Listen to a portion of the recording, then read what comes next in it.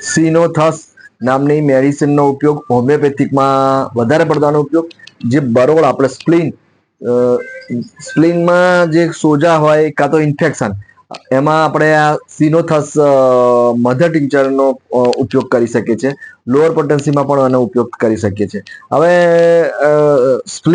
સ્પ્લીનમાં શું હોય છે કે ઘણી વખત કોઈ એવા મેલેરિયા હોય, તાવ હોય, કાં તો દર્દી ઘણી વખત શું લાંબા એવા મેલેરિયાની ટ્રીટમેન્ટ પર હોય અને ઘણા ટાઈમ સુધી શું મેલેરિયાની અસર રહી હોય, એટલે આપણે કહીએ કે 15-20 દિવસથી એ તડપ્યો હોય, કાં તો પછી જૂનો મેલેરિયા હોય, તો એના લીધે શું એ સ્પ્લીનમાં કોઈ ઇન્ફેક્શન જેવું લાગે કે અંદર સોજો લાગે કે એ જગ્યાએ દુખાવો રહેતો હોય.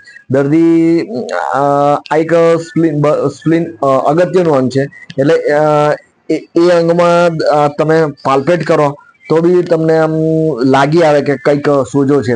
તો આવા કોઈ લક્ષણો જે આવા કોઈ જૂના મેલેરિયામાં થયા હોય, કાં તો તાત્કાલિકમાં એટલું બધું ના થાય પણ જૂના મેલેરિયામાં હોય, કાં તો પછી કોઈ મેલેરિયાની એવી ટ્રીટમેન્ટ પણ કરી હોય તો પણ આવા દેખાઈ જાય, તો આ એક નંબર 1 ઉપયોગ આનો થઈ શકે છે.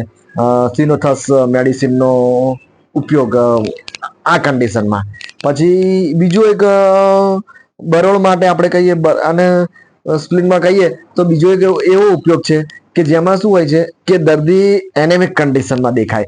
એનેમિક એટલે લોહી ઓછું થઈ જાય, કેમ કે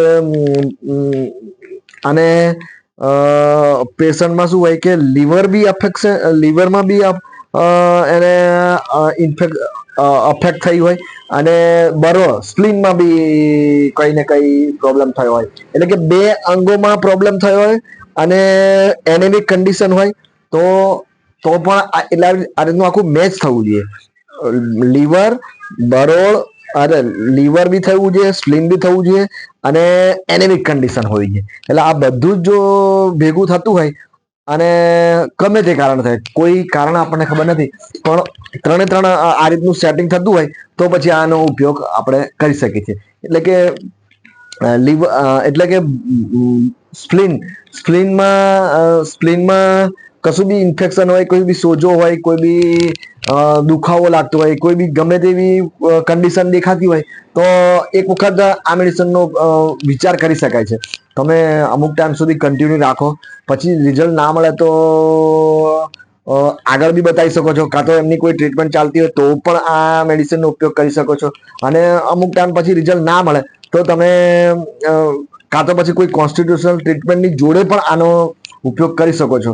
કેમ કે જેવી રીતે આપણે લીવર ટોનિકમાં વાપરીએ છીએ, ચેલિડોનિયમ છે, કાર્ડુઅસ છે, તો એવી રીતે સ્પ્લીનના કોઈ બી ઇન્ફેક્શનમાં, ગમે તેવા ઇન્ફેક્શનમાં, એક્યુટ હોય કે ક્રોનિક હોય, તો આપણે આ મેડિસિન એક વખત ઉપયોગ કરવા જેવી ખરી. અને સ્પ્લીનનું બીજું એક મેન એક્શન શું છે તો કે રેડ બ્લડ સેલ્સ હોય એને સ્ટોર કરવાનું કામ છે. અને જે અમુક વધારે પડતા અમુક સેલનો નાશ પણ કરે છે, જે અમુક ઉંમર પછી એના નાશ કરવાનો હોય ને તો નાશ બી કરે છે.